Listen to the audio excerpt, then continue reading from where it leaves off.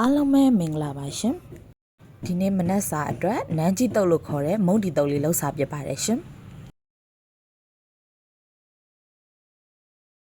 ပဲမုံလေးအနည်းငယ်ထည့်ပါမယ်ထွေးထွေးလေးကြိုက်တဲ့သူကတော့ပဲမုံများများလေးထည့်ပေးပါရှင်အချုံမုံနဲ့ငံပြာကြီးလေးတင့်တော်တယ်လို့ထည့်ပါမယ်ရှင်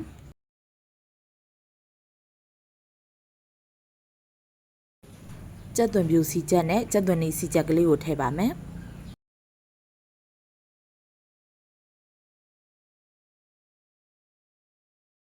ဘရာကြော်လေးချီထည့်ပါမယ်ရှင်ဟင်းပြစ်လေးပါမှစားကောင်းတာဖြစ်တဲ့အတွက်ဟင်းပြစ်လေးလည်းထည့်ပါမယ်ရှင်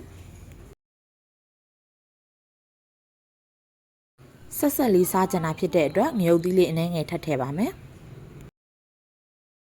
အခုဆိုရင်တော့နန်းကြီးတုပ်လေးရပါပြီရှင်အိမ်နဲ့တုပ်စားတာဖြစ်တဲ့အတွက်အကုန်ကြလဲတက်တာတယ်အရသာရှိရှိတန်တန်ရှိရှင်လဲစားရပါတယ်ရှင်